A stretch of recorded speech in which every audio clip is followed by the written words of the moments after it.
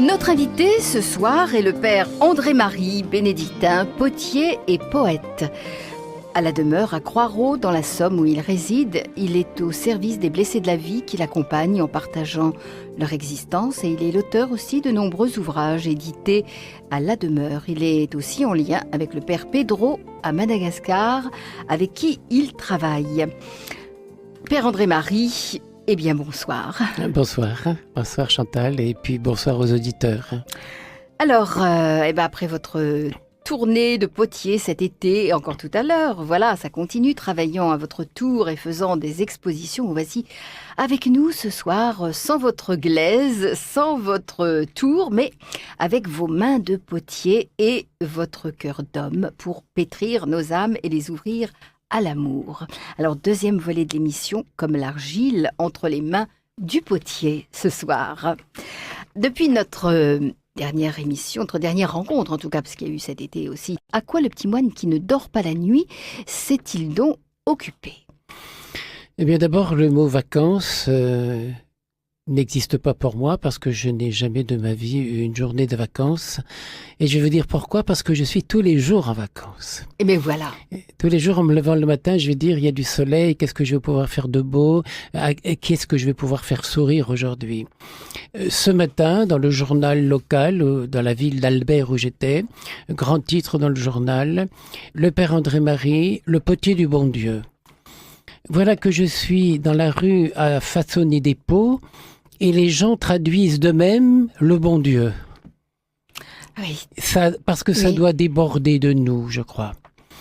J'ai passé plus d'une semaine au début des vacances dans une petite ville tout près de chez nous. C'est sur le bord de la plage à Holt, où depuis 25 ans, je vais tous les ans avec mon tour de potier et les objets d'art pour m'émerveiller devant les gens. C'est une façon de dire, d'émerveiller les gens, parce que c'est la même chose. Il n'y a rien de plus communicatif, je dirais. Et puis de là, je suis allé au Touquet, où là aussi je vis depuis de nombreuses années. Et j'ai été très touché parce que si je prends l'argile pour la rendre belle, depuis 25 ans, plein de gens viennent me voir pour que je les rende plus beaux. Ils viennent se confesser. Et il se passe des choses merveilleuses. Ça a une prolongation entre le potier et le prêtre. C'est impensable. Je pense à cette vieille mamie qui était venue se confesser. Le 15 août, un couple vient me voir et me dit « Père, c'est vous qui avez confessé notre maman hier après-midi ?» Mais j'ai dit « Je ne sais pas, vous savez, au niveau de la confession, je ne sais jamais rien. »« Ah mais oui, mais on sait que c'est vous. » Et elle est revenue à la maison, elle était radieuse. Et pourtant, dans quelle situation elle est ? Voilà que cette mamie avait perdu son mari. Elle avait perdu un de ses fils. Elle a 86 ans. Elle est atteinte d'un cancer au pancréas. Alors j'ai écouté sa confession, je lui ai donné le pardon de Jésus. Et puis après, je lui ai dit, mais mamie, maintenant on va parler de choses sérieuses. Vous avez 86 ans. Vous avez un cancer du pancréas. Rassurez-vous, le cancer du pancréas, ça dure pas longtemps. Et vous allez bientôt retrouver votre mari et votre enfant. Et elle m'a serré les mains et elle m'a embrassé, réconcilié les gens avec eux-mêmes, en passant par le bon Dieu, bien sûr. Mais quel bonheur! Une autre maman qui vient se confesser, qui me raconte ses petites histoires et qui brusquement éclate en sanglots. Mais j'ai dit, madame, je pourrais savoir la cause de vos larmes? Ah, maudit mon père, si vous saviez, j'ai eu un avortement il y a 2 ans et je n'arrive pas à m'en sortir, je suis culpabilisée. Mais je dis, écoutez, madame, il y a 2 ans, c'est fini. Vous pouvez pas faire marche à reculons, ça ne se fait pas. Alors c'est fini, on n'en parle plus. Mais oui, mais ce bébé... Ah, je dis maintenant, ce bébé, on peut s'en occuper. Je dis, venez avec moi dans l'annexe de la chapelle et j'ai baptisé le bébé. Je lui dis, dites-lui un prénom. Mais je ne sais même pas si c'est un garçon ou une fille, mais je dis, il n'y a pas des prénoms qui vont aux deux. Ah, elle dit, j'aime bien Claude. Je dis, voilà. Et puis j'ai pris de l'eau dans la cuve baptismale, je lui en ai versé tout plein sur la tête. Je dis Claude, je te bénis dans les larmes de ta maman. Mais cette maman est venue me remercier 5 ou 6 fois. Et je sais qu'elle va aller raconter la bonne nouvelle aux autres. Elle était libérée. Elle était libérée. Et pour ça, il faut être libérant. Mais le bon Dieu, lui, n'avait pas besoin de ça. Je lui ai dit, le bon Dieu n'avait pas besoin de mon geste pour vous redonner son amour et son pardon. Mais vous en aviez besoin. Et quel bonheur j'ai de vous le dire. Or, voilà que depuis 25 ans, je vais tous les ans au Touquet et je peux rencontrer des situations comme celle-là. Alors maintenant, dès que j'arrive, eh bien, les gens ont l'impression que c'est le bon Dieu qui arrive. Mais non, je suis son petit potier. Je prends de la boue dans mes mains et je fais sourire les gens. Mais quel bonheur d'avoir la réputation d'être libérant. Le potier du bon Dieu. Voilà, c'était marqué dans le journal de ce matin, Ouais. le potier du bon Dieu dans la rue. C'est vrai que j'ai le bonheur de vivre plein de choses comme celle-là. Tout à l'heure, une dame vient et puis me dit « Bonjour monsieur ». Elle voit un potier. Je dis « Félicitations madame ». Mais elle me dit « Mais qu'est-ce qui se passe ?» Je dis « Écoutez madame, il y a 70 personnes qui sont passées devant moi depuis ce matin et vous êtes la première à me dire bonjour ». Et à partir de là, on a dialogué à propos de la politesse. Et puis cette dame m'a fait une réflexion tout à fait touchante. Elle dit, voilà, nous les gens âgés, après tout, les jeunes disent plus bonjour. Mais si on commençait, nous, à leur dire bonjour, on a tout le temps, nous. On n'a plus que ça à faire. Et voilà qu'elle a encouragé. Il y avait un sourire autour de... Tout le monde s'est mis à sourire. Et si les gens âgés disaient bonjour aux jeunes, pourquoi vouloir exiger que ce soit les jeunes qui nous disent? Et puis je dis, pourquoi on dirait pas aussi bonjour au bon Dieu? Et voilà qu'on était greffé du naturel sur l'essentiel. Au surnaturel Oui. et sur l'essentiel. Eh oui. Et je dirais que dans la rue, c'est facile. Les gens voient la terre toutes les minutes. Il y a une poterie qui sort de mes mains, mais c'est extraordinaire. Un petit garçon qui dit, mais monsieur, c'est du magique. J'ai dit, oui, mais toi aussi, t'es magique. Ah, ben dis non, moi, je suis pas magique. Je dis, si, quand tu as envie de faire la gueule, si tu souris, c'est du magique. Et tu as changé le monde. Ah, ben oui. Je dis, tu vas essayer? Peut-être. Et on peut ainsi... Vous l'avez ouvert une perspective. Voilà, c'est ça, ouvrir des perspectives. Et ainsi, j'ai été très touché au Touquet.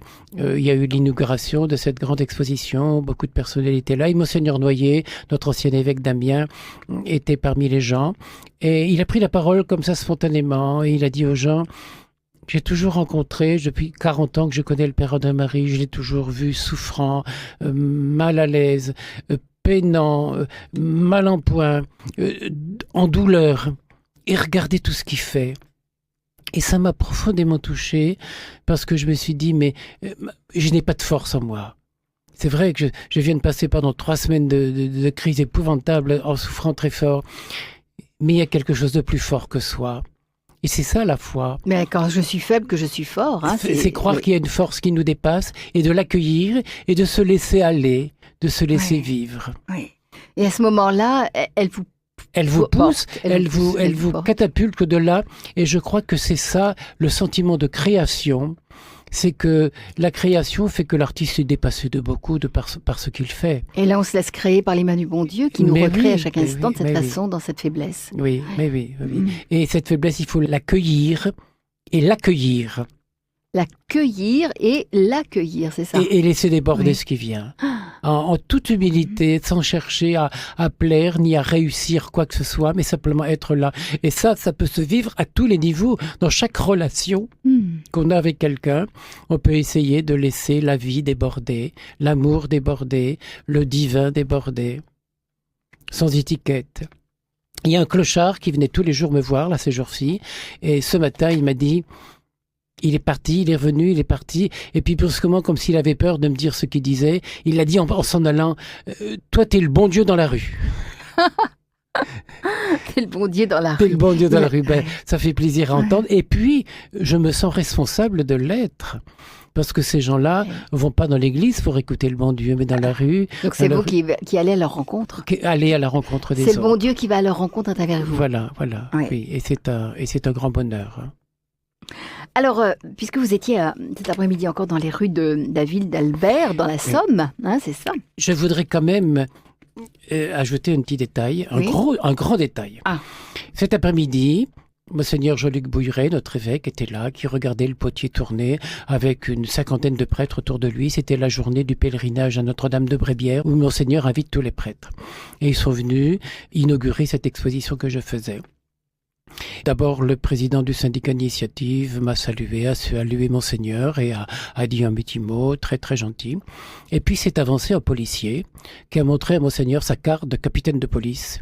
Il dit, Monseigneur, j'ai des explications à vous donner et à vous demander à propos de cet individu, et il m'a montré du doigt.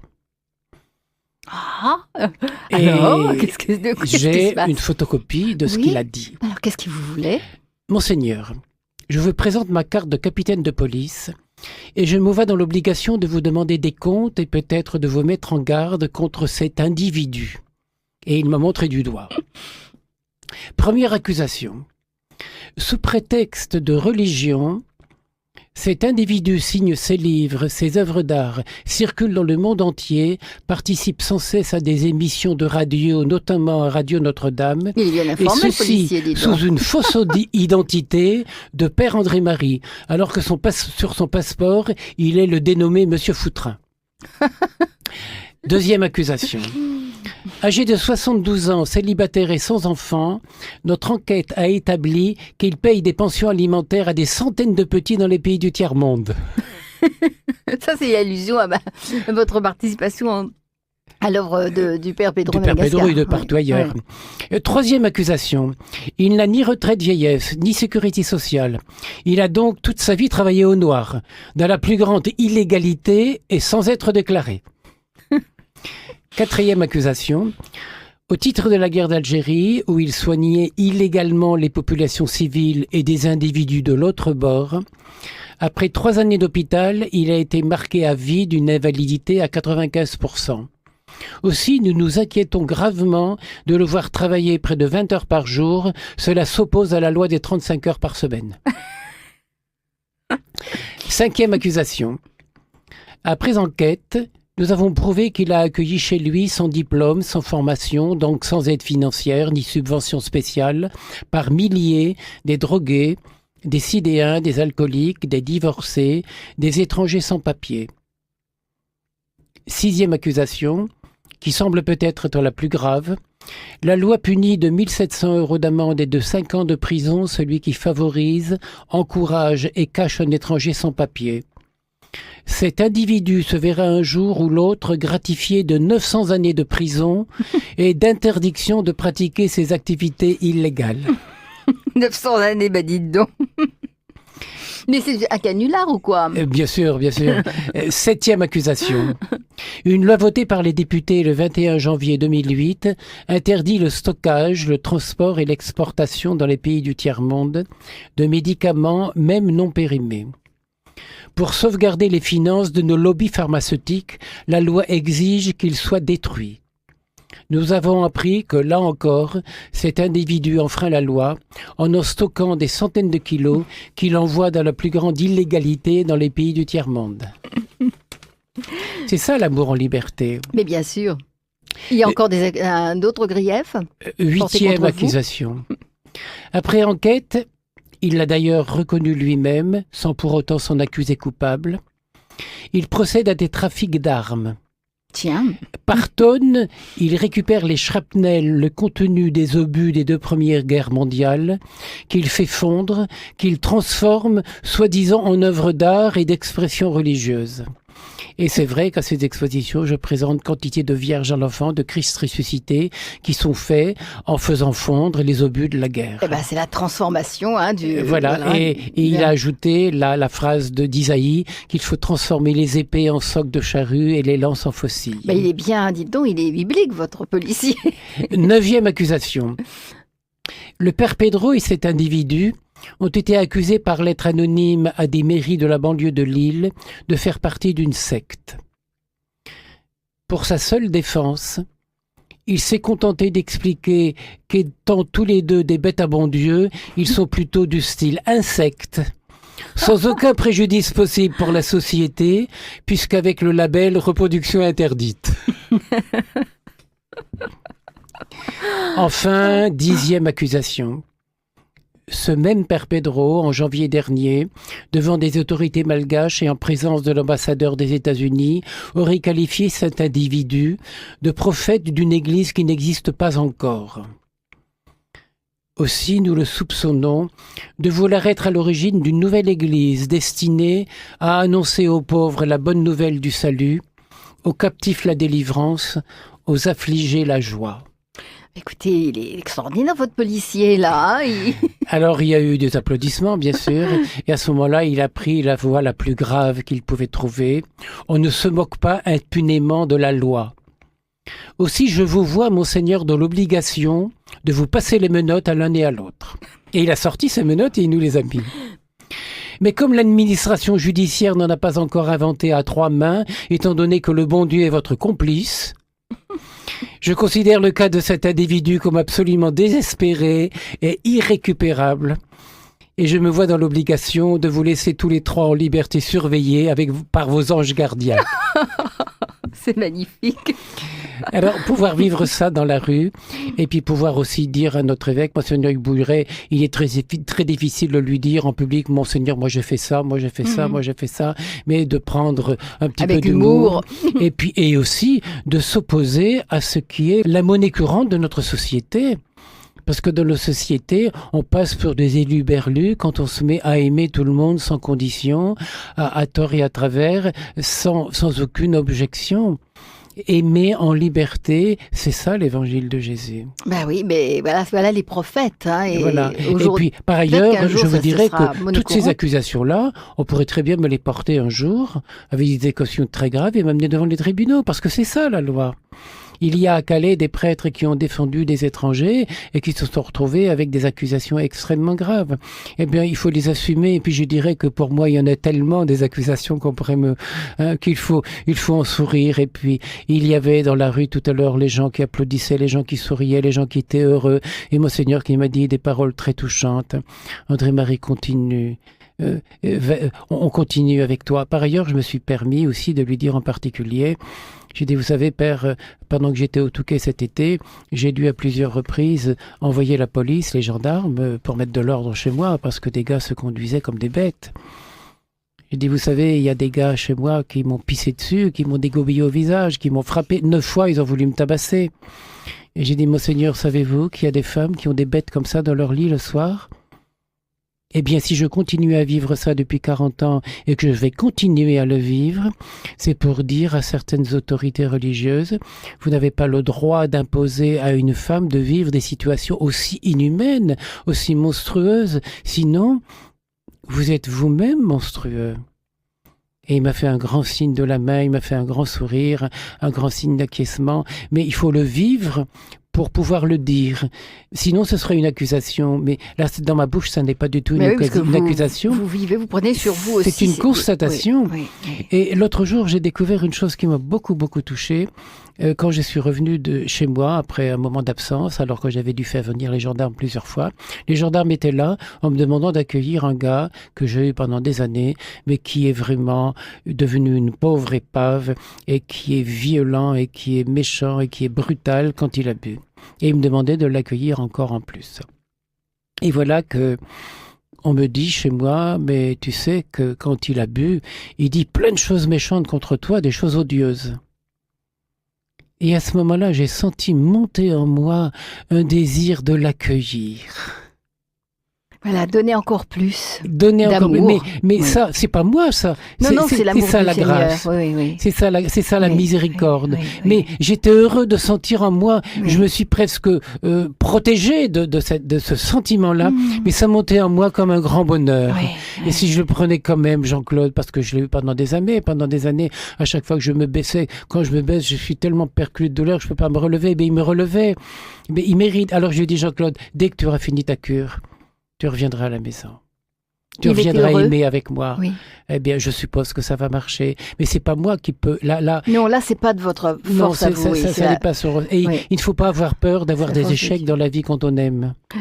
C'est la force de Dieu en vous qui peut et cette humanité, et puis aussi c'est pour s'opposer à ce monde, à cette situation dans laquelle on n'entend plus que le droit à la vengeance, le droit à la violence, le droit à la méchanceté. Non, le droit à la bonté et à le dire. C'est la contrepartie au contraire qui permet à la balance de ne pas complètement et notre société à l'heure actuelle a besoin de témoins. Et vous en êtes J'essaye de l'être. Père André-Marie, vraiment, vous le potier du bon Dieu. On va écouter Jean-Pierre Bonsirvin. Nous avons vécu 4 ans et demi ensemble, une grande amitié. Lui dans la chanson, avec sa guitare, et puis moi avec la terre, avec le potier. Il vous accompagnait ? On faisait très souvent des spectacles ensemble. Alors là, il chante, eh bien, justement, c'est en lien avec le thème de ce soir, « Si tu viens à ma terre ». Si tu viens à ma terre où j'ai bâti maison. Il m'a aidé à reconstruire la première demeure, à faire du torchis. Et si tu viens en frère, entre dans ma chanson. Et c'est ça l'Église, c'est qu'on invite tous les gens à entrer dans la chanson de l'Évangile. Alors on écoute Jean-Pierre Bonsirvin, Si tu viens à ma terre.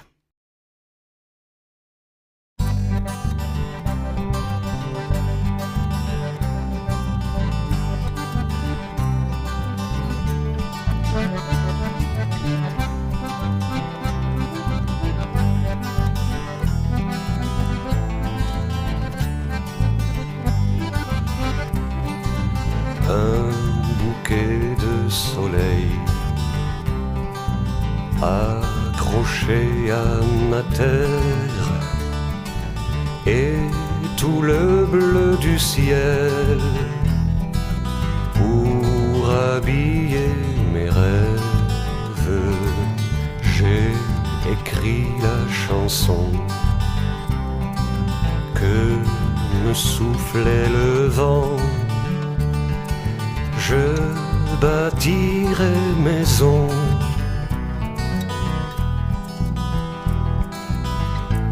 sur la pierre du temps. Si tu viens à ma terre où je bâtis maison, et si tu viens en frère, reste dans ma chanson. Un oiseau est parti au premier jour d'hiver et mon cœur l'a suivi. Mes yeux se sont ouverts, quelques miettes de pain, et l'hiver passera dans le creux de ma main. Mon oiseau reviendra. Si tu viens à ma terre où je bâtis maison, et si tu viens en frère,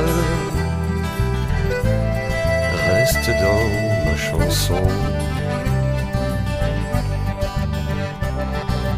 Un accord de guitare pour célébrer la vie, un ami qui repart, le soleil qui fleurit.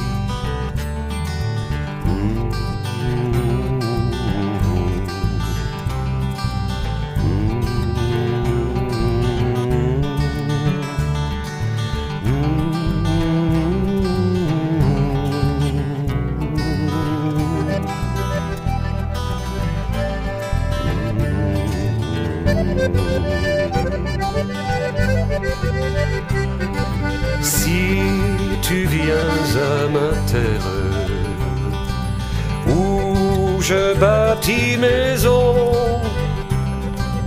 et si tu viens en frère, reste dans ma chanson. Si tu viens à ma terre où je bâtis maison, et si tu viens en frère, reste dans ma chanson.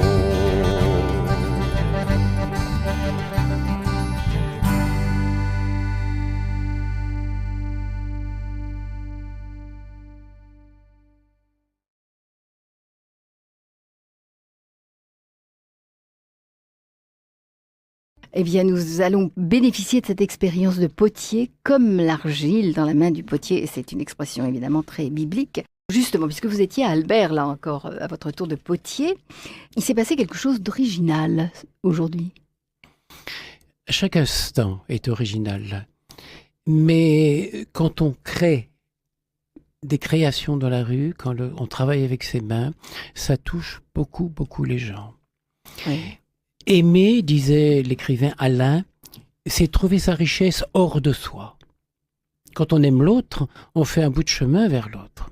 Sinon, c'est quelque chose de très égoïste. On pourrait aimer le vin, on pourrait aimer les bonnes odeurs, mais quand on aime l'autre, on sort de soi pour aller vers l'autre.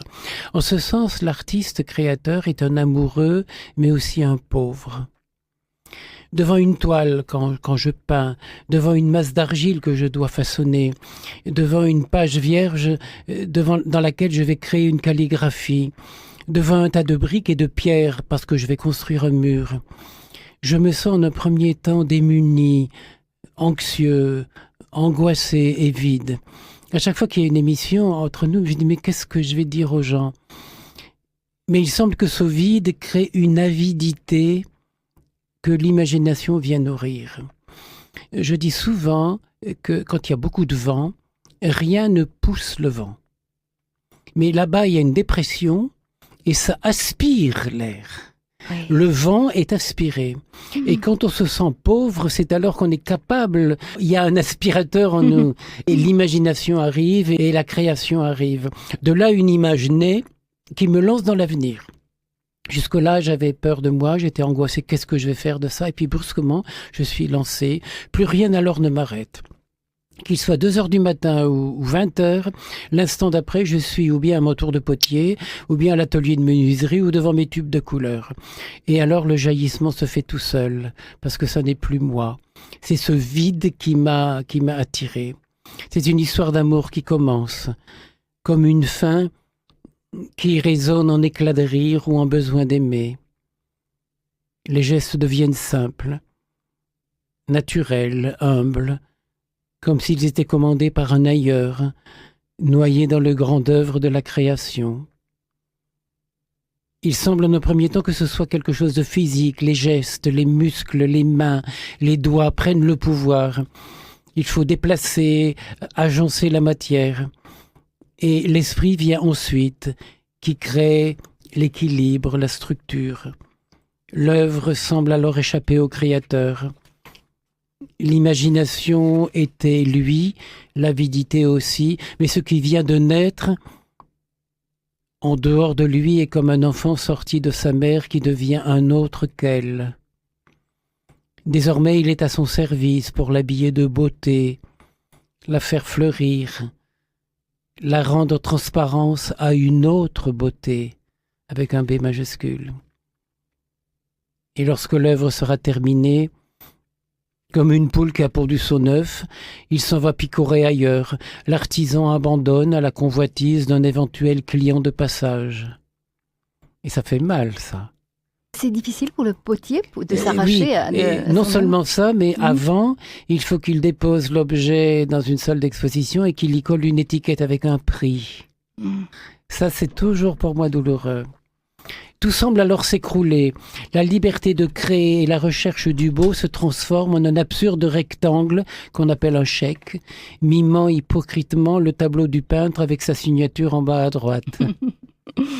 Ou bien un billet de banque bien souvent crasseux et sentant le fond de poche. L'artisan que je suis à la recherche du beau et du bon se sentirait lésé, profondément lésé et trompé même, s'il ne savait que pour lui, 1 euro correspond à une semaine de survie pour un enfant du tiers-monde. Alors il y a d'abord eu le sentiment de création qui était une espèce d'euphorie, et puis l'objet est terminé, et puis on l'abandonne à son avenir personnel, et puis brusquement il y a de l'argent qui arrive, et là c'est une déception. Mais je sais que cet argent, ça va nourrir des enfants et que ça va éveiller des sourires à l'autre bout du monde. Et voilà que ma création, ça devient de l'amour là-bas au bout. De la vie. Alors je recommence à rêver. L'amour refait surface, malgré la fatigue des 18 ou 20 heures de travail.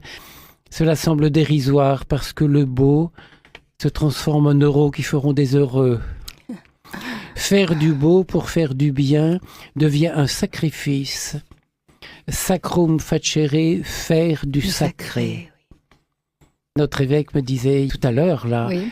André-Marie, faire du beau pour faire du bien, c'est du sacré. Ouais. Et ça m'a profondément touché, ça m'a donné envie, malgré la souffrance, les problèmes de santé, de continuer. Tant que je peux, je dois.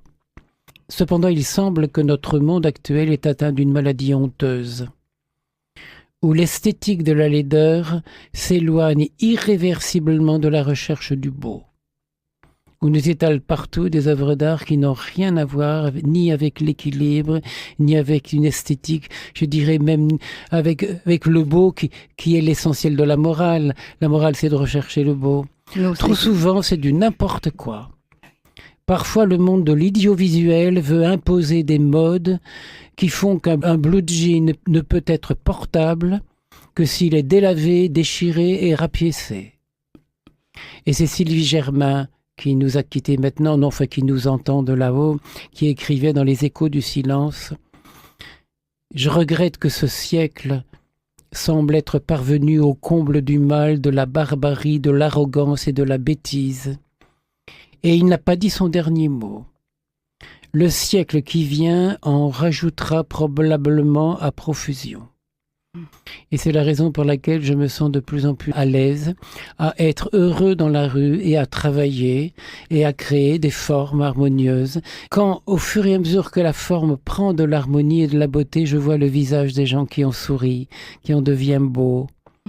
Parce que devant une forme toute tordue, toute laide, qu'on nous présente souvent dans des galeries d'art, on ne peut pas avoir ce visage rasséréné, apaisé. La solution, se mettre à l'écoute de ce verbe silence qui présidera à l'éclosion du monde nouveau, à la percée de l'être qui en chacun de nous a besoin de s'exprimer. On n'a qu'à fermer les yeux, on sait bien qu'il se passe là quelque chose. Et quand des gens dans la rue disent « Oui, mais tout ce que vous dites là, tout ce que vous faites, c'est beau, mais il y a des tas de choses laides. » Alors là, je leur montre mes oreilles où j'ai un appareil auditif, mes lunettes pour que je puisse voir mieux. Et je leur dis, vous savez, là, j'en ai pour 3 ou 4 000 euros. Ils me disent oui. Mais je dis alors, je suis condamné à ne plus voir les laideurs et à ne plus entendre que les belles choses. Je ne veux plus entendre et je ne veux plus voir les conneries. Au prix où ça coûte, je ne veux plus en entendre parler. Et puis les gens s'en vont en souriant. Et je les rappelle, dis, vous pensez pas qu'on pourrait tous faire la même chose? Ah ben oui, on va essayer. On pourrait dire de la beauté ce que saint Augustin exprimait en parlant de la pureté. Si on me demande ce qu'elle est, je le sais. Mais si on me demande de l'exprimer et de l'expliquer, je ne sais plus. À ce niveau-là, il n'y a pas grand-chose à dire, il y a à faire. Si le sacré est souvent ce qui peut être profané, la beauté serait peut-être ce qui peut être enlaidi. Et si nous réversions le problème, la laideur est ce qui peut être embelli. Et oui. Voilà mon choix. Et au niveau de la morale, souvent au cours d'une célébration, j'aime inviter les gens à prononcer le mot le plus beau qu'il y a en eux et les encourager à continuer. Alors qu'on avait plutôt tendance, quand j'étais enfant au petit séminaire, il fallait accuser ce qui avait de laid en nous et puis à l'effacer. Mais le beau éloigne la laideur. Et ça fait envie. La vraie morale, c'est de ce côté-là. Ça n'est pas du côté de nos échecs, de nos erreurs. La morale, c'est quelque chose de beau, de bon et de vrai qui nous propulse. On ne peut plus faire autrement. Alors au travail, le monde a besoin de toi. Seule ta liberté d'être te permettra d'oser remonter à la source. Pour cela, il faudra aller à contre-courant. Seuls les poissons crevés vont dans le sens du courant. Si l'homme est si peu capable de perfection, ce peu n'est cependant pas rien. Je ne sais plus de qui est cette phrase. Le peu qu'on peut faire, ça n'est pas rien. Semer, il peut grandir, il peut fleurir, il peut se semer, il peut s'aimer à nouveau. Et voilà qu'on peut changer le monde. Mais il faut en avoir envie, et cette envie me vient souvent des tristesses qui m'entourent et des lamentables désespérances que la société sème autour de nous. Le désir de transformer. Mais oui, de renverser la vapeur. Le peu que l'on peut faire, ça n'est pas rien. Oui. Alors on doit le faire, et c'est ça qui change le monde. le potier dans la rue, qui rêve comme un enfant. Un grand merci, Père André-Marie. Alors je vous propose d'écouter, c'est un autre chant de Jean-Pierre Boncirvin, cette fois-ci, « Je suis ». Ah Vous oui, voulez je en suis. dire un mot, oui. Je suis de cette terre. Alors pour un Toujours. potier, quand il entend ça, je suis ce que tu fais de moi. Quand on dit quelqu'un qu'on l'aime, eh bien ses yeux s'émerveillent et il se sent aimé. Je suis bonheur, je suis misère, parce qu'il y a tout ça en nous. Le potier se sert de la boue pour créer un chef-d'œuvre et on sent qu'on est soi-même aussi incapable de plus. Et il ajoute à la fin de sa chanson « Je suis l'ombre de ton soleil ». Quelle poésie, quelle foi, quel amour dans toutes ces paroles. Merci, Père André-Marie. On écoute donc Jean-Pierre Boncirvin, « Je suis ».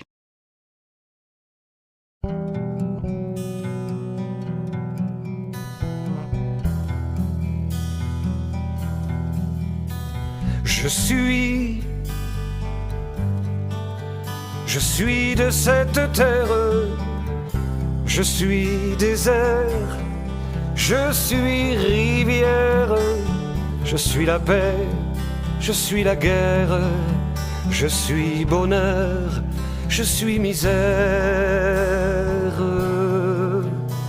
je suis ce que tu sais de moi, sans chercher au-delà de folles espérances. Je suis ce que je vis de toi, je suis un peu de tes silences. Je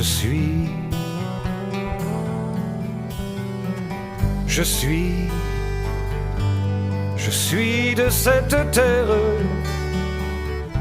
je suis désert, je suis rivière, je suis la paix, je suis la guerre, je suis bonheur, je suis misère,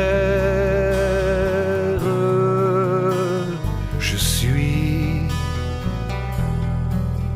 l'ombre de ton soleil, fidèle serviteur, et j'ai peur des nuages.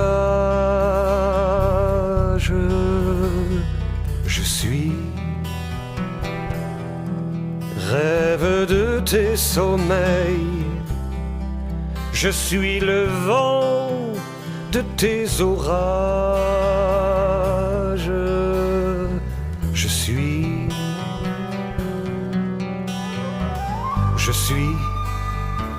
Je suis de cette terre, je suis désert, je suis rivière, je suis la paix, je suis la guerre, je suis bonheur, je suis misère, je suis la première question. Et j'attends que tes mains devinent mon visage. C'est toi mon horizon, qui nous prépare un long voyage. Partons.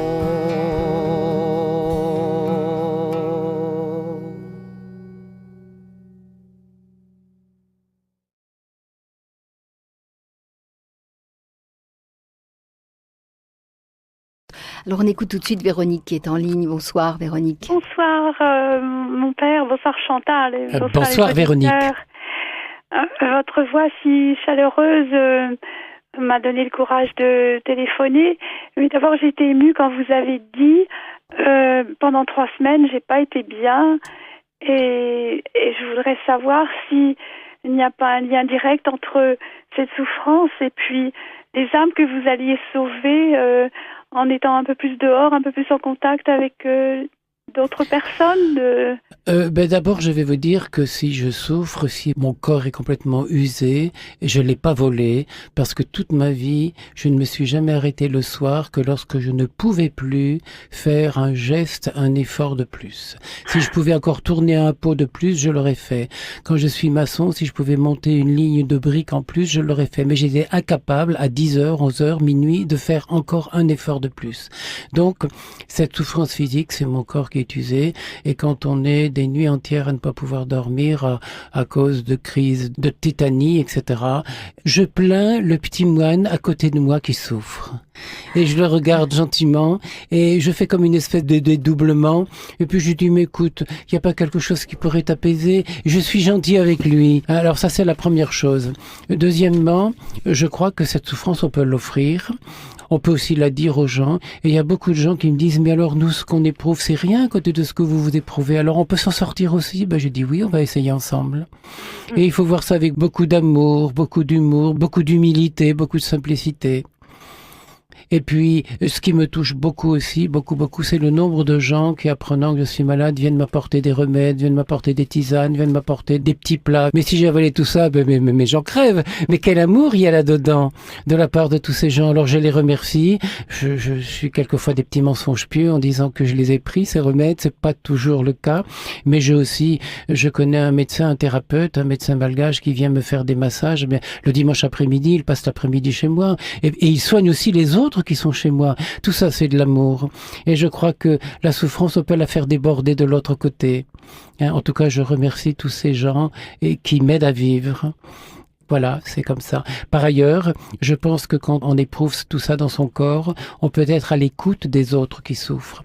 Et on peut leur donner des paroles de consolation, de bienveillance. Le livre que j'ai écrit, Apprivoise ta souffrance, c'est un peu dans ce sens-là que je l'ai écrit. Est-ce que vous pouvez nous parler aussi de la miséricorde? Je suis très touchée par les veillées qu'il y a, les soirées de la miséricorde. Je ne sais pas s'il y a un lien direct, mais vous êtes une personne qui est certainement très miséricordieuse. Comme vous célébrez la messe aussi, vous offrez le Seigneur. Est-ce que vous y pensez? Bien sûr. J'y pense énormément au moment de l'Eucharistie parce que le miracle, c'est qu'on ne voit pas que dans le calice il y a du sang et qu'il y a un cadavre. Lorsque la misère du monde et la sienne propre, on la fait passer à travers son cœur, c'est ça la miséricorde. Il faut que notre sensibilité humaine soit touchée par la misère des autres et c'est tout. C'est ça qui a fait l'abbé Pierre, il le disait sans arrêt. La souffrance de l'autre, c'est la mienne. Mon corps ne s'arrête pas là où, au moment où je cesse de souffrir, il y a la souffrance des autres qui vient m'agresser, mais c'est une agression d'amour. C'est une espèce de, c'est Bernard Kouchner qui a une expression extraordinaire, le devoir d'ingérence. Oui. La miséricorde, c'est une ingérence dans la souffrance de l'autre. Et c'est Jésus qui est le conduit, le chemin, le lien avec l'autre. On me posait la question il y a quelque temps à propos du film de Scorsese sur la vie de Jésus où il y avait beaucoup de sang, qui était un film très réaliste. Ah oui. On m'avait demandé ce que j'en pensais et j'ai répondu je n'ai pas vu le film. La passion du film. La passion, oui. Et j'ai dit, je n'ai pas vu le film, mais je puis vous dire une chose, c'est qu'on ne pourra jamais faire un film dans lequel il y aurait autant d'horreur que dans la vraie passion de Jésus. Parce que c'était l'horreur. Il a été flagellé, il a été battu, il est tombé plusieurs fois sur la route, il n'en pouvait plus. Mais ça doit passer à travers nous et ça de nous donner tous les droits, le droit d'ingérence dans la misère des autres. Et les lois françaises sont à l'heure actuelle quelquefois des abominations. Eh bien, j'ose dire, comme l'abbé Pierre, j'entre aussitôt dans la désobéissance civique, mais avec beaucoup d'amour et avec beaucoup d'humour. Merci Véronique. Merci Véronique de votre intervention. Bonsoir. Je crois que c'est Albert qui est en ligne. Oui, bonsoir Chantal. Bonsoir Albert. Bonsoir oui. Père. Bonsoir. L'amour est-elle une souffrance ou un réconfort? Et puis, certains disaient que la bonté suit l'intelligence, mais est-ce que l'intelligence le bonheur est intelligent? Eh bien, je crois qu'il ne faut pas vouloir mentaliser ou cérébraliser toutes ces choses-là. L'amour, c'est quelque chose qui vient tout seul en nous. Quand une maman aime son enfant, elle ne peut pas faire autrement. Dieu ne peut pas faire autrement que de nous aimer. Par ailleurs, j'ai écrit quelque part, si les larmes n'existaient pas, l'amour les aurait inventées. Est-ce que vous connaissez une maman qui n'a pas déjà pleuré pour ses enfants? Est-ce que vous connaissez un papa qui n'a pas déjà pleuré pour ses enfants? Oui, mon père. Alors Devant la souffrance, la misère, oui. la vie est stupide, absurde et ridicule, mon père. Je ne le pense pas. J'ai passé des années à l'hôpital. Je ne peux jamais manger sans souffrir. Eh bien, je me mets là comme à un tournant de la route. Et quand des gens viennent me voir et puis me disent « Oh, vous avez l'air bien aujourd'hui », alors que je viens de passer un moment épouvantable, eh bien, je suis heureux parce que j'ai gagné, parce que j'ai dépassé quelque chose. Voyez-vous, je pense qu'il faut accepter qu'on a ses limites. Et même la souffrance physique, peut-être n'ai-je pas encore assez souffert pour penser autrement. Mais je crois que ça peut devenir une libération. Et on devient humble, on devient tout petit, on devient simple. Vous savez, je me suis fait un petit lit clos breton entouré de laine de verre et il m'arrive de geindre, de gémir tout simplement, de me laisser aller parce que il faut pas jouer les durs devant la souffrance. Oui, il faut la reconnaître. Mais Teresa, elle disait une phrase très belle. Elle disait « La vie est un don de Dieu, acceptez-la ». Oui. Et accepter tous les visages que prend la vie. Il y a des visages extraordinaires. Et je ferai aussi remarquer que Mère Teresa n'a jamais guéri. Ses sœurs n'étaient pas des soignantes. Elle prenait les enfants dans ses bras et elle les laissait mourir dans la paix en les caressant. Elle demandait le prénom des enfants et lorsque c'était un prénom hindou, elle envoyait une de ses sœurs chercher de l'eau du Gange pour lui faire une libation. Et quand c'était un nom chrétien, elle envoyait une de ses sœurs chercher de l'eau bénite pour lui faire une bénédiction. Quelle belle maternité, quel amour maternel. Et vous parliez de miséricorde. Eh bien, c'est ça, je crois, la miséricorde de Dieu. Dieu est comme une mère, il est dit dans la Bible. Et j'ai vu des mamans qui voyaient leur enfant souffrir jusqu'à mourir. Et les mamans qui se révoltaient en disant « J'ai prié le bon Dieu, il m'a jamais exaucé. » Et c'était l'enfant souffrant qui consolait sa maman. Quel beau témoignage. J'ai eu le bonheur de vivre des choses comme celle-là. Oui, mon père, merci. Voilà. Eh bien, bonsoir à vous et merci. Merci. Merci, bonsoir Albert. Alors c'est vrai, la miséricorde, le cœur de Dieu qui s'épanche sur la misère de l'homme. Hein. Parce qu'il y a beaucoup finalement des questions sur la souffrance. Vous avez parlé, voilà. Donc le potier aussi, c'est un homme qui souffre. Le potier prend une argile qui est molle, ça part dans tous les sens, et il faut d'abord centrer la boule de terre. Centrer, c'est aller à l'intérieur de soi-même. Et j'ai remarqué souvent dans le temps, des jeunes venaient me demander de leur apprendre la poterie, de faire des stages. Et je m'apercevais que les gens qui avaient des problèmes avec eux-mêmes, qui n'étaient pas bien centrés par rapport à eux-mêmes, ne comprenaient pas ce que je leur demandais de centrer une boule de terre. Quand on a une poterie qui est terminée, si on tire un fil à plomb au centre, un axe central, tout est en harmonie et en égalité, en symétrie par rapport à ce centre. Et ce centre, on ne le voit pas, on ne peut pas le toucher, il est apparemment inexistant, et pourtant, puisque c'est par rapport à lui que la poterie a été tournée, il existe bien quelque part. Eh bien, on aborde là le mystère de ce qu'on ne voit pas et qui existe. Et du vide aussi. Et du vide. Parce que la poterie, c'est d'une absence qui est présence. Dieu est en nous la présence de l'absence infinie. Ah, c'est beau comme expression. Oui. Tout comme le potier fabrique du vide. Mais oui. Et il y a une petite pellicule de terre tout autour. Ouais. Et c'était la grande démarche de Graf Durkheim qui un jour avait vu un potier et puis s'est dit la poterie est utile parce qu'elle est vide. Le moyeu de la roue est utile parce que le moyeu est creux. Et une maison qui est vide peut être habitée. Alors qu'on voudrait toujours remplir de connaissances, de savoir, de richesses et de biens. Et la pauvreté, c'est la grande richesse. Quand on se donne à quelqu'un et qu'on n'a plus rien d'autre à lui donner que soi, eh bien c'est ça l'amour. Eh bien Dieu, le vendredi saint, en est arrivé là, il était nu sur la croix et il ne donnait plus que lui, que ce qu'il était. Et en disant prenez et mangez-en tous. Manger, c'est abuser de l'autre, c'est le digérer. Et Dieu se laisse faire, l'amour se laisse faire. Merci Père André-Marie, nous méditons ces paroles comme l'argile entre les mains du potier. Comme l'argile entre les mains du potier. Et c'est une sacrée expérience qu'a le Père André-Marie sur cette question, n'est-ce pas, Père André-Marie? Ça fait 40 ans de ma vie de potier, oui. Oui. Alors, on a en ligne Jacques Olivier qui semble bien vous connaître. Jacques Olivier? Oui, bonsoir. Bonjour à toi, ça fait plaisir de t'entendre. Oui, c'est magnifique tout ce que vous dites, Père, ce soir-là. Alors, comment vous connaissez le père André-Marie Jacques-Olivier? Eh ben, suite à la dernière émission, là, au mois de juin, Oui, j'ai envoyé un courrier au Père, oui. lui disant que je voulais faire des poteries avec lui. Hmm. Et donc, il m'a appelé, il m'a invité à venir à la demeure. Il m'avait dit de venir passer 3 jours, et puis j'y ai passé une semaine. Et il m'a dit que j'étais chez moi, il m'a donné une chambre, et il m'a dit que je pouvais venir quand je voulais. Et ça vraiment, ça a été entre nous un moment merveilleux. Et puis, tu as été accueilli par tout le monde dans la maison et tu as trouvé ta place là, comme ça.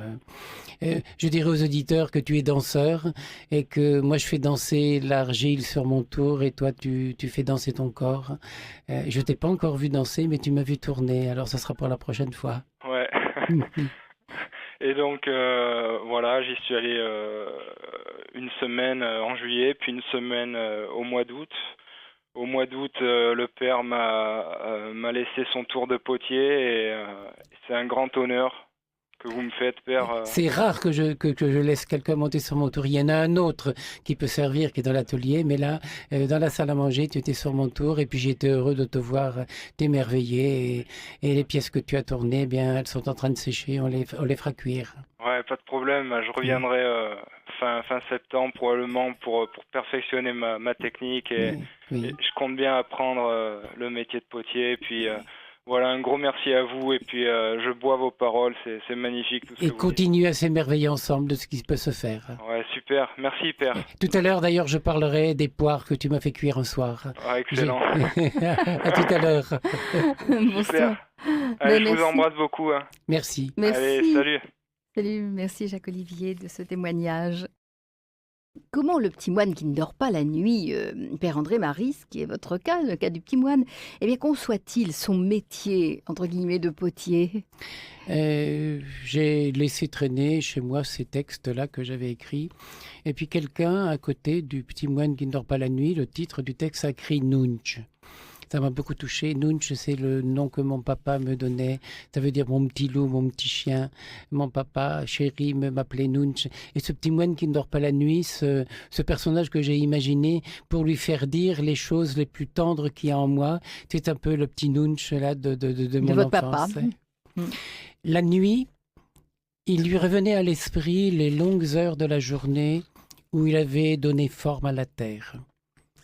Pichets, bols, vases, plats, cruches, un monde de créations tout aussi variées les unes que les autres s'étalait sur la table de séchage, avant de leur ajouter à qui une anse, à qui un décor gravé, une poignée ou une base décorée.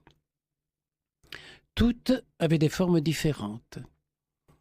Toutes auraient des usages différents, des prix variés, seraient achetées ou offertes à des personnes différentes. Hier, il n'y avait sur son tour qu'une masse de glaise molle et malléable. Ses mains étaient passées par là et avaient imposé, ou plutôt proposé, une forme à l'informe, une beauté au n'importe quoi, une harmonie à la disgrâce.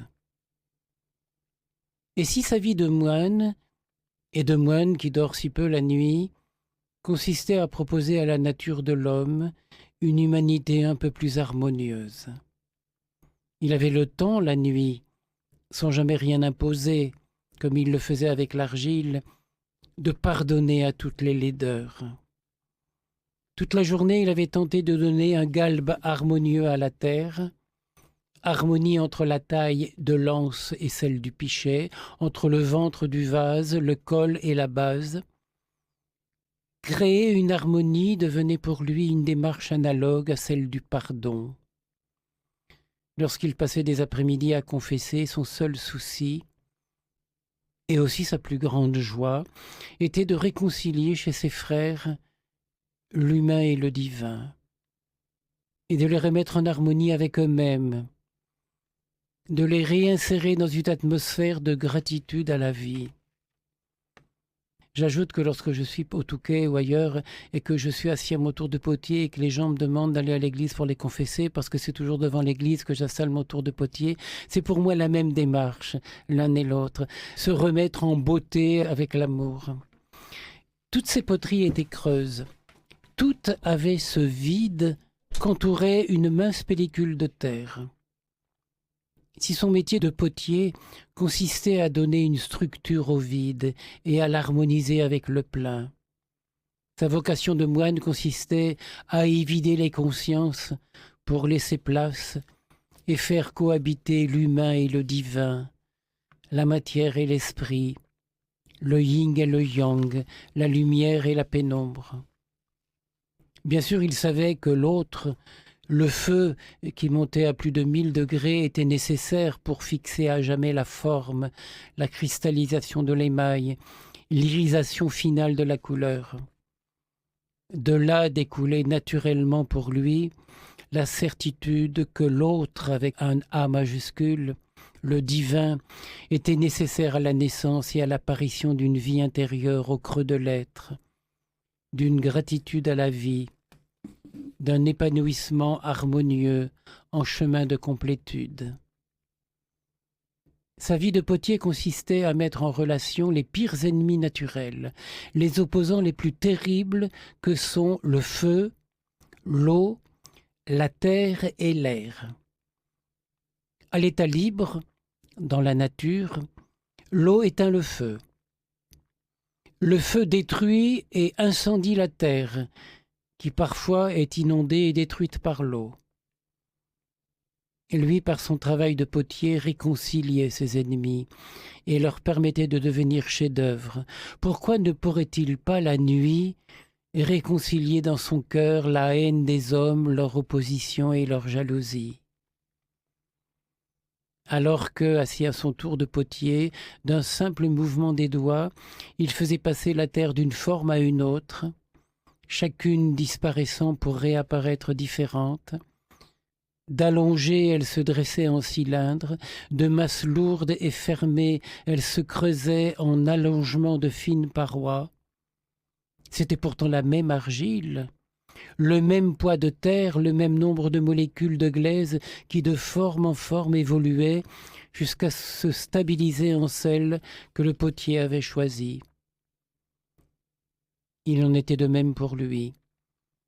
Son corps était composé des milliards de molécules chimiques qui existaient depuis des milliards d'années. Le calcium, l'eau, les sels minéraux, les protéines qui composaient la matière de son corps existaient depuis que le monde existe. Et voilà que la nuit, à cause de ses insomnies et de ses méditations nocturnes, y découvrait qui il était, sans jamais en avoir pris conscience auparavant. Je suis un morceau de l'univers. Comme l'argile entre ses mains, qui sans être réinventée prenait tour à tour des formes variées, la matière de son corps n'avait pas été inventée pour lui, mais existait depuis toujours. Au cours des siècles, la matière de son corps avait pris quantité de formes différentes, minérales, animales, végétales, avant que de venir se fixer en un corps dont la forme, depuis sa naissance, n'avait jamais cessé d'évoluer, de se transformer et de s'adapter. La matière physique de ce corps lui était prêtée, et il en était le potier, libre à lui, dans son fort intérieur, de donner à ce vide la plus belle forme, la plus utile et la plus gracieuse. C'était devenu pour lui une habitude que de se réjouir de ses insomnies qui lui permettaient dans l'obscurité de la nuit tant de lumineuses découvertes. En mêlant méditation, rêve de création, travail et repos. Eh bien, merci aux potiers et aux petits moines qui ne dorment pas la nuit. Merci. Ce sont les mêmes, et l'un aide l'autre à vivre, et l'autre rêve de permettre au premier de créer, d'aimer et de le dire. Et de l'exprimer comme vous le faites Voilà. ce soir avec nous. Je crois que nous avons Marie-Hélène maintenant. Bonjour. Oui. J'ai été très interpellée par un mot qui me plaît énormément, que le monsieur a prononcé, le mot humilité. Eh bien, pour un potier, c'est normal parce Voilà. que humilité, ça vient du mot humus qui veut dire la terre. Voilà. Et c'est de là que vient humidité, humilité et humanité. Je travaille à l'hôpital, je suis pas infirmière. Et j'aurais voulu l'être, j'avais les bagages, mais comme j'avais eu une maman qui avait été très malade, donc je m'en suis occupée énormément. Et elle était infirmière elle-même, donc j'ai pas osé. J'ai quand même travaillé à l'hôpital, j'étais administrative, et il y a 13 ans, j'ai voulu être infirmière. Et une collègue m'a découragée, je l'ai pas fait. Mais j'ai beaucoup de respect pour tout le monde hospitalier, puis beaucoup d'humilité. J'accueillais les gens qui venaient en consultation, les CDA, les toxicomanes, Oui, les oui. cancers ORL, enfin la rééducation, l'antidouleur. Enfin, Et c'est tellement important que ces gens se sentent accueillis sans être jugés. voilà, j'ai fait ce travail-là pendant 15 ans. Oh là là, merci. Merci pour 15 ans avant, j'avais fait la paye des médecins. Ça veut dire que j'étais complètement administrative et après j'ai basculé dans un autre service et où des gens ne voulaient pas aller parce que justement il y avait les CDA. Donc je l'ai fait avec beaucoup de cœur, beaucoup de satisfaction, beaucoup d'empathie, d'humilité. d'humilité. Oui. Et moi je suis tombée malade, j'ai fait une dépression. Mon chef de service m'a dit que j'étais restée trop longtemps dans ce service-là. Peut-être oui. En tout cas, je pense que le temps qu'on a donné, l'amour qu'on a donné, la patience qu'on a donné, le travail qu'on a bien fait n'est Ça jamais m'a perdu. sauvée. Aujourd'hui, j'ai eu encore une grande joie. Je pense que je fais du bonheur quelque part. J'ai accueilli il y a 2 ou 3 ans un clochard. Il était très froid. Je suis rentrée du travail. J'avais les oreilles complètement gelées. Et puis, c'était un monsieur qui était charmant et tout.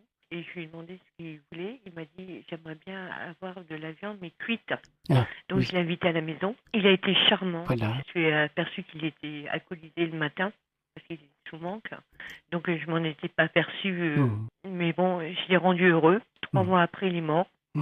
Et aujourd'hui, il y avait un petit chat qui traînait. Oui. Je croyais que c'était un petit chat de 2 ou 3 ans. Et puis, en réalité, c'était un chat de 20 ans. Et il a été accueilli... je suis heureuse, quoi. Mais oui. Voilà. Avec beaucoup d'humilité, Voilà. d'humanité. Mais de vous à moi, quand même, je souffre de solitude. Il y a une richesse intérieure qui fait qu'on peut partager Voilà. avec l'autre soi. En tout Voilà. cas, tous ces gens que tu as accueillis à l'hôpital, à qui tu as facilité des démarches administratives, ces gens-là, ça a été une belle action pour eux. Et quand je me regarde dans la glace, je me dis, tu peux être fière de toi, quoi. Merci de ce Oui. témoignage, Marie-Hélène. Alors, au réveil, quand même, comment le petit moine passe-t-il de ses occupations matérielles, de potier, au spirituel et à la prière, Père André-Marie? Rien ne se crée, du verbe créer. Oui. On n'invente pas. On se sert d'une matière et on la transforme. L'artisan façonne comme une caresse à la matière qui devient un hommage au créateur. Et ça devient presque de l'adoration qu'on a entre ses mains. Je pense à saint Benoît qui demande aux moines, qui leur donne comme règle « ora et labora ». Prie et travail. Prie et travail. Et quand on peut faire les deux en même temps, quand les mains peuvent se joindre et deviennent une occasion de création et d'adorer le Créateur. Dans la Bible, le récit de la création est salué par 6 expressions. Et Dieu vit que cela était beau. Certains traduisent était bon. Beau ou bon. La beauté de la bonté. Mais il n'est pas dit la même chose de l'homme. Il n'est pas dit, quand Dieu a créé l'homme, que l'homme était beau, parce qu'il doit le devenir. Et donc la prière et le travail doivent rendre l'homme meilleur, faire en sorte qu'il puisse se dépasser lui-même. Je crois que tout peut être occasion d'émerveillement, de joie. Tout à l'heure, Jacques Olivier nous a appelés, et lorsqu'il était à la maison, il y a quelques jours, il y avait eu beaucoup de vent. Et j'ai un poirier qui est planté juste devant la porte d'entrée chez moi. Et Jacques-Olivier avait récupéré quelques poires disant « Qu'est-ce qu'on en fait? Elles sont trop dures pour mûrir. » Ben, j'ai dit « Si tu veux bien, tu me les fais cuire. Comme je n'ai plus d'estomac, c'est des fruits cuits, ça passe assez bien. » Il m'a donc fait cuire ces poires. Et le lendemain matin, à mon petit déjeuner, je suis allé avec mon bol, les poires cuites, devant le poirier. Et puis je l'ai regardé, le poirier. Et je lui dis, mais ce que je suis en train de manger, c'est toi. Hier, ces poires étaient accrochées à toi, tu les faisais pousser, tu les faisais grandir, tu les faisais... Je suis en train de manger du poirier, là. Et je regarde le poirier, je regarde son tronc, j'imagine les racines qui sont dans le sol. Et je dis, mais toi, le poirier, tu vas chercher pour faire ces poires dans l'argile, dans la terre. Je suis en train de manger la terre. Et puis pour que les poires mûrissent et grandissent, il y a l'action chlorophylienne, il y a le soleil, il y a la pluie. Mais je suis en train de manger un petit morceau de l'univers. Et quand on prend conscience de ça, mais c'est une prière adorative, si j'ose dire. C'est une prière laborieuse. Laborare, et c'est un émerveillement qui nous vient comme ça tout seul. C'est tellement gratuit, c'est tellement beau et c'est tellement facile. Et je me souviens de l'erreur que je faisais quand j'étais enfant et que je me confessais d'avoir eu des distractions dans la prière. Maintenant, ma prière, c'est la distraction, c'est de rêver du monde. Malheureusement, la terre qu'on habite, la terre qui nous porte, cette terre est totalement polluée. Si vous saviez qu'à un certain moment, des gens me disent, alors que je suis assis à mon tour en train de façonner la terre, mais on dirait que tu fais la grimace. Mais j'ai dit, mais cette terre que je travaille, elle est horrible, cette terre. Il y a 30 ans, c'était un plaisir de la travailler, la terre. Maintenant, on l'a tellement trafiquée, on l'a tellement travaillée, on l'a tellement phosphatée, avec tous ces engrais qu'on met dans la terre, ça descend dans le sous-sol, et l'argile du potier elle-même est empoisonnée. Dans le temps, les anciens potiers, on raconte que les potiers chinois, lorsqu'ils étaient arrivés à bout de fatigue, que leurs muscles ne travaillaient plus, ils s'arrêtaient, ils donnaient la place à leurs fils. Et puis, ils creusaient avec le reste de force qu'ils avaient, ils creusaient une cave et ils préparaient l'argile pour leurs petits-enfants. Et ils laissaient à la terre le temps de se ressuyer, de se reposer pendant une génération avant de redevenir l'argile du potier. Et maintenant, à l'heure actuelle, eh bien, il y a une pelleteuse qui vous arrache des mottes de terre, qui vous passe ça à la malaxeuse avec des presses mécaniques, et c'est enfourré dans des tubes en plastique, et puis ces tubes en plastique sont soudés à chaud. Mais quand j'ouvre un sachet comme celui-là, qui pèse 20 kilos, je sens que la terre est malheureuse à l'intérieur. Je la libère, alors j'essaie de la malaxer longuement, pour essayer de lui redonner le contact de la main, le toucher, la caresse des mains, pour lui redonner un peu d'existence humaine, si j'ose dire, humilité, humus, humanité. Il arrive qu'on puisse retrouver cette relation d'amour avec la terre, mais la terre est malheureuse à l'heure actuelle. Quand je voyais au mois d'août les paysans qui rentraient leur récolte, vous voyez ces énormes tracteurs, ces énormes remorques qui ramènent 25 tonnes de grains au silo. Avant, c'était fauché à la main, c'était mis en moyette pour laisser le blé, c'était battu. Puis le grain, les gens, ça passait dans leurs mains. Maintenant, ça ne passe plus que dans des machines. Et ces énormes tracteurs qui emmènent ces tonnes de grains, qui l'arrachent à la terre, je me disais, mais on vole l'enfant de cette mère. Et 8 jours après, on recommence à labourer la terre, on met des engrais et on réensemence pour avoir une deuxième ou peut-être une troisième récolte. Mais c'est un viol. La terre est violée à l'heure actuelle. Et c'est Sainte Hildegarde qui dit des choses extraordinaires justement à propos de la terre. Elle dit la terre, c'est notre mère. Eh oui. Et quand j'étais avec Jacques Olivier qui m'avait fait cuire ses poires, j'ai passé un moment d'amour avec l'arbre en lui parlant, en le remerciant, en lui disant « tu fleuris et tu produis pour moi ». Vous l'avez rendu heureux dans ce dialogue. Et oui. C'était pour moi une découverte, un émerveillement du matin extraordinaire que je me dois de partager aux autres. Oui. Merci Jacques Olivier. Et merci de ce partage, Père André-Marie. On pourrait peut-être écouter un autre titre de Jean-Pierre Bon-Sirvin. Celui-ci s'appelle, justement, vous parliez de la création, et c'est le titre, là, je crois. Je crois à la création, oui. Déchiffrant le silence. Je crois à la création comme un arbre si grand qu'il ne vit qu'en mourant. C'est le poirier dont je parlais. Je crois à la création, ce jardinier qui s'invente une rose. Et quand je fais un soliflore, et que je sais que dans ce soliflore, un vase très étroit, avec un col très élevé, on ne pourra y mettre qu'une seule rose à la fois, une histoire d'amour. Oui. Le Petit Prince.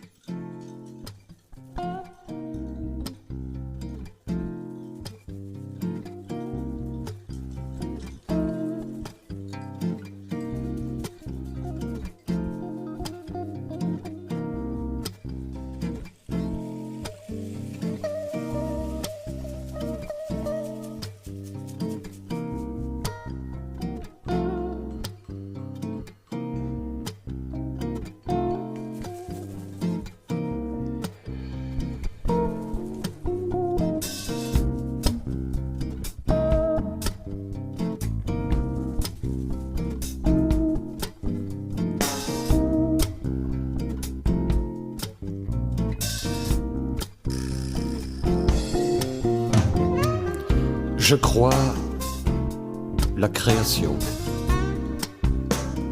Je crois la création dans les jeux d'un enfant, le cri qui manifeste le monde né d'un chant, le printemps né d'un geste. Je crois la création déchiffrant le silence.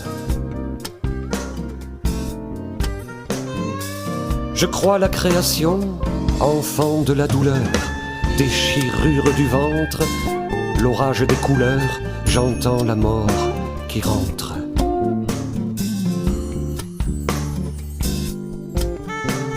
Je crois la création pour un arbre si grand qui ne vit qu'en mourant. Je crois la création, pieds nus dans ses sabots, fleur du mal en colère. Lautrec était Nabot, Mozart dans la misère. Je crois la création, déchiffrant le silence. Je crois la création, ce jardinier patient qui s'invente une rose, ce vieux penseur mendiant qui va quitter les choses. Je crois la création, cette maigre semence pour un arbre si grand. Je crois la création, la musique qui rit, poète assez peut-être, un couple qui fleurit, un enfant qui va naître. Je crois la création, déchiffrant le silence. Je crois la création, Dieu n'avait pas de main, mais c'est l'homme qui reste pour lui couper son pain et pour faire ses gestes. Je crois la création pour un arbre si grand qui ne vit qu'en mourant.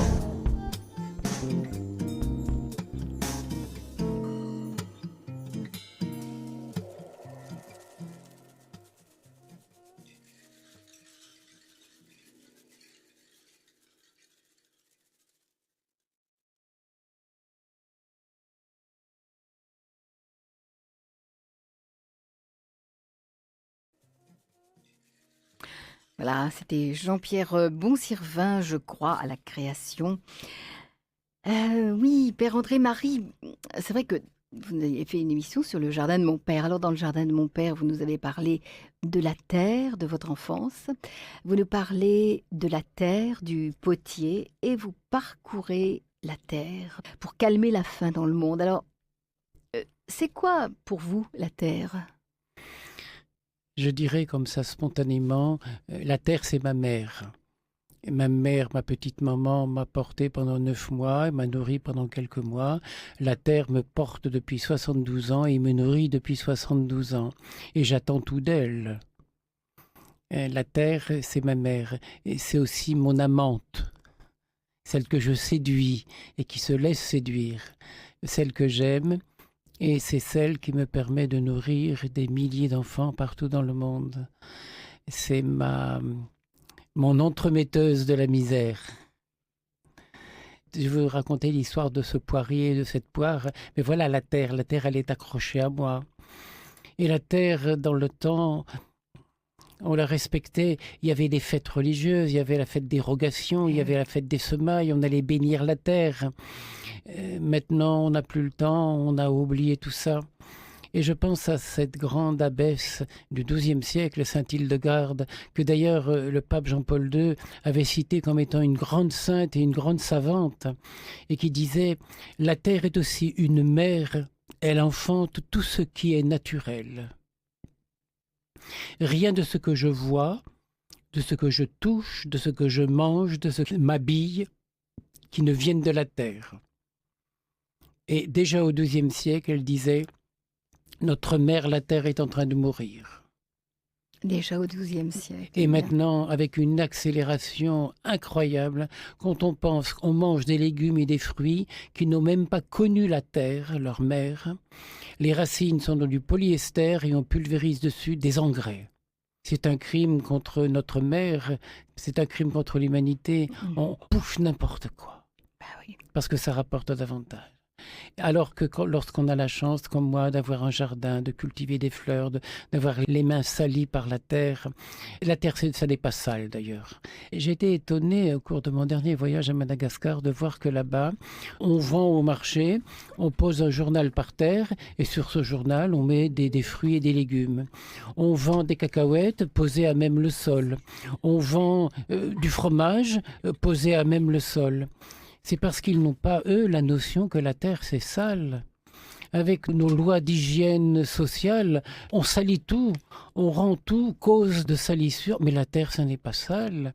Quand un objet est tombé par terre, on dit aux enfants, touche pas, c'est sale, mais c'est pas vrai du tout. La terre, c'est notre chair même. Et puis, on a tout ce qu'il faut dans la bouche pour stériliser ce qui vient de l'extérieur. Et alors maintenant, avec leur grippe, j'ai envie de hurler. Moi qui dis qu'il y a 700 millions de Paléodéens pour qui on ne fait rien. Et voilà que brusquement, on fait un cinéma idiot, absurde et ridicule. Ça rapporte aux lobbies pharmaceutiques qui ont tellement besoin... Ils ont aussi besoin de la peur. On sème la peur. Oui, mais la terre n'a pas peur. La terre, elle pousse et elle repousse. Et d'année en année, elle vous sert des fleurs et elle vous sert des choses merveilleuses. Rien de ce que je vois, de ce que je touche qui ne viennent de la terre.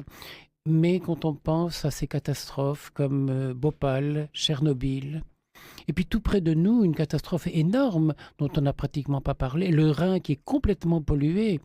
Plus de 100 tonnes de produits chimiques sont passés dans le Rhin, dont 8 tonnes de mercure.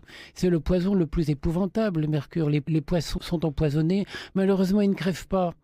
Et ils seront mangés par d'autres poissons. Le Rhin n'est plus, et c'est devenu une eau morte.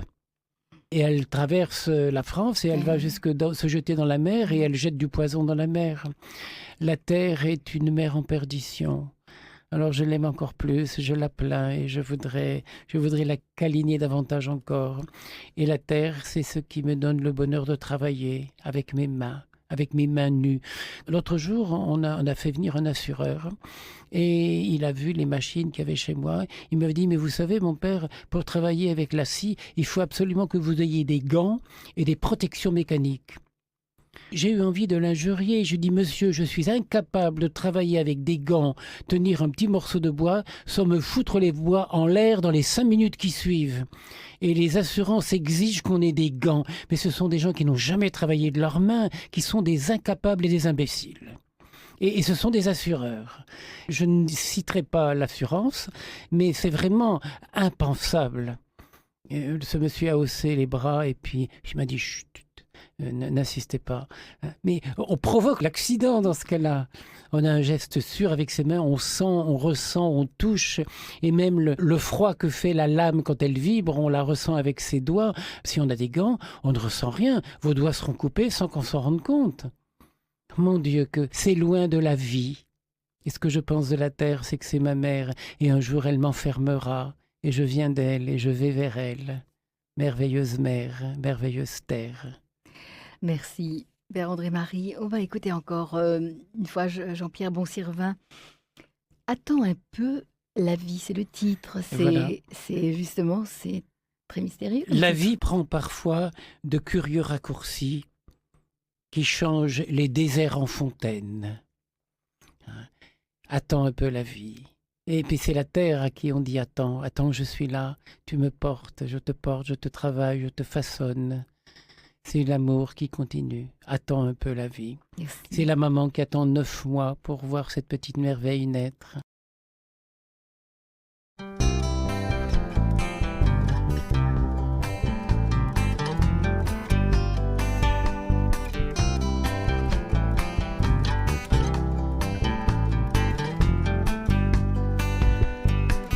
La vie prend quelquefois de curieux raccourcis. Elle ose des impasses même sans prévenir. Nos chemins buissonniers restent à sa merci. Je suis l'otage libre de ses coups de folie. J'attends ses coups de cœur comme on attend l'aurore. Je deviens ce guetteur qui toujours et encore change un mirage à Nil, le désert en fontaine. Les rêves sont dociles s'ils en valent la peine. La vie s'avance et n'attend pas quand j'ai envie de m'arrêter. Quand mon cœur traîne un peu son pas, s'il y a du gris dans mes étés. Attends un peu, la vie attend demain. Attends un peu, la vie attend demain.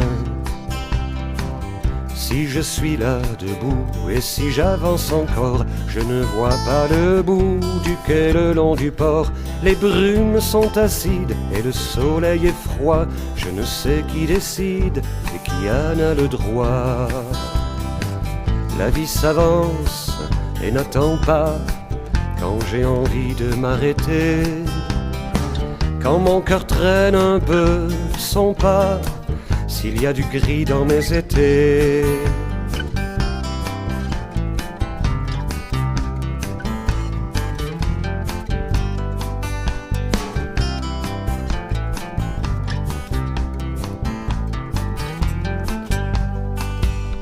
Attends un peu, la vie attend demain.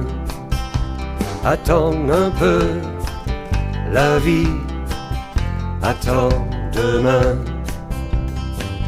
L'histoire finira s'il faut qu'elle finisse, mais dès lors ne pourra plus se faire complice. J'ai usé tant de rêves au sablier des jours que j'attends cette trêve comme un nouveau séjour. La vie s'avance et n'attend pas quand j'ai envie de m'arrêter. Quand mon cœur traîne un peu son pas, s'il y a du gris dans mes étés. Attends un peu, la vie attend demain. Attends un peu, la vie attend demain.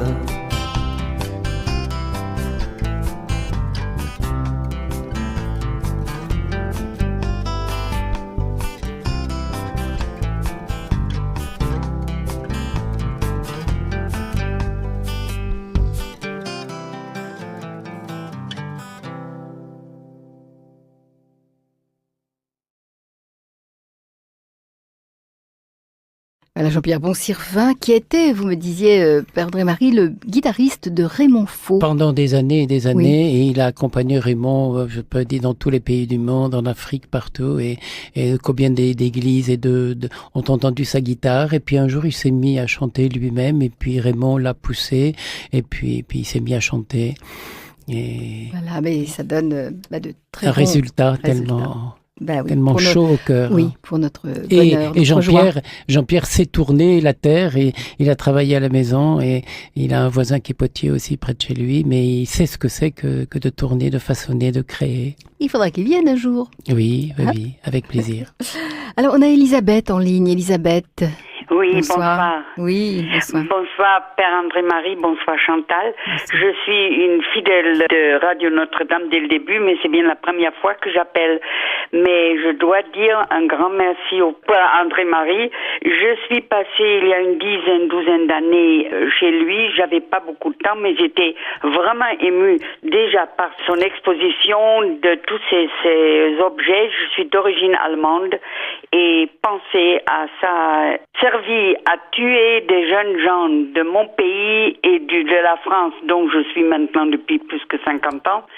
Alors, ça m'a beaucoup émue. J'ai quelques petits objets que j'ai achetés et entre autres, une feuille avec une prière qui m'a beaucoup aidé. Avec cette gratitude, avec cette reconnaissance dans mon cœur, j'ai affiché cette prière dans ma cuisine et tout le monde voit. Je pense donc plusieurs fois par jour au moins au Père André-Marie. Je compte sur ces prières comme je prie pour lui. Je me permets de vous dire cette toute petite prière. Eh bien oui, on va en bénéficier tout le monde, oui. Merci, Voilà. oui. Permets-moi, Seigneur, à la suite de tes saints, de choisir le risque d'aimer et, comme eux, d'en assumer ensuite les conséquences. Eh bien, merci. Et si vous repassez dans le coin, ben, c'est avec plaisir que je vous accueillerai à la demeure. Ah, c'était toujours mon désir. Merci. Ça n'a pas pu se faire jusqu'à là. J'ai 82 ans, mais enfin, j'espère toujours de pouvoir le faire. Merci. Merci beaucoup, mon ce père. partage. Merci, Bonsoir. Elisabeth. Au Bonsoir. revoir. Bonsoir. Alors, Père André-Marie, je voudrais vous demander quelles sont les réactions des gens lorsqu'ils vous voient assis à votre tour de potier dans la rue. Eh bien, je le disais tout à l'heure, ce clochard qui m'avait dit, il y a quelques heures, « Toi, t'es un Jésus dans la rue ». Parce que les gens ne s'attendent pas à voir d'abord un prêtre qui travaille, parce qu'ils ne voient jamais un prêtre travailler, alors qu'il y en a qui travaillent, mais ça ne se voit pas. Et puis quelqu'un qui sourit, je suis heureux de ce que je fais, alors ça se voit sur mon visage. Ça rayonne. Voir quelqu'un qui travaille et quelqu'un qui sourit. Ça étonne d'abord. Et j'entends très souvent cette phrase des gens qui s'arrêtent, qui me regardent, qui posent une question. Et puis au bout d'un moment, oui, mais enfin, dites-moi, vous n'êtes pas que potier. Ils devinent qu'il y a autre chose derrière. Et souvent, il se passe des petits événements. L'autre jour, c'est une petite jeune fille. Je venais de tourner un pot, je le décolle de la girelle, je le pose sur la planche qui est là devant moi. Et cette petite veut le toucher avec ses mains et le pot s'écrase dans ses doigts. Alors, elle est toute confuse et elle s'excuse, me dit, écoute, non, ça fait rien. Elle dit, regarde, je prends la poterie, je la bats, je refais une motte de terre et 1 minute après, de nouveau, il y avait un autre pot. Et alors, elle pousse un cri et elle me dit, il est encore plus beau que tout à l'heure. Ben, je lui dis, écoute, c'est la même chose pour toi. Si quelquefois tu trouves que c'est pas beau à l'intérieur de toi, ben, regarde l'église, elle est là juste en face, tu vas voir le prêtre, tu rencontres Jésus, et quand tu ressortiras de l'église, tu seras encore plus belle qu'avant. Et j'aime beaucoup parler de la morale de cette façon-là, c'est-à-dire annoncer le beau plutôt que de parler du laid. La laideur, on n'a pas besoin d'en parler, mais annoncer la façon, tu seras encore plus belle qu'avant. Et puis je continue à tourner un pot, deux, 3 pots, et la petite s'en va avec un sourire, un geste de la main.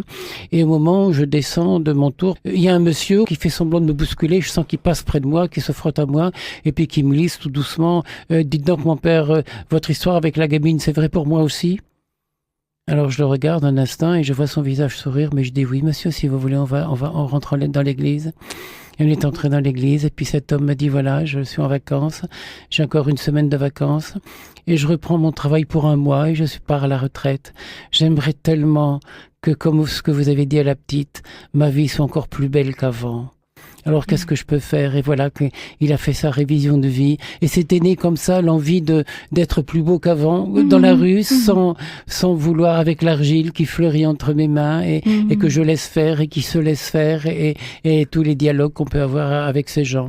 Un autre jour, c'est une dame qui elle aussi avait déformé une poterie qui était devant moi. Elle s'est excusée et puis elle m'a dit qu'elle était l'épouse de l'ambassadeur d'Italie au Vatican. Et on est devenus amis et elle a voulu, ça n'a pas pu se faire, mais elle voulait traduire mes livres en italien pour les laisser traîner par là, comme elle disait. Et ça permet des rencontres tout à fait étonnantes. Il y a aussi parfois des gens ou des journalistes qui s'étonnent de voir que ça attire. Oui. Ça dérange les gens. C'est un peu comme une secte.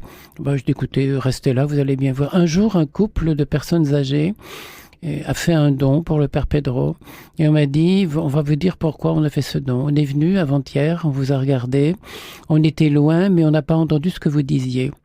Alors on est revenu le lendemain et là on s'est approché et on vous a entendu et on en a parlé le soir. Nous sommes en vacances en famille et ce matin nos enfants sont venus avec nous et ce soir c'est les petits-enfants qui sont venus avec nous.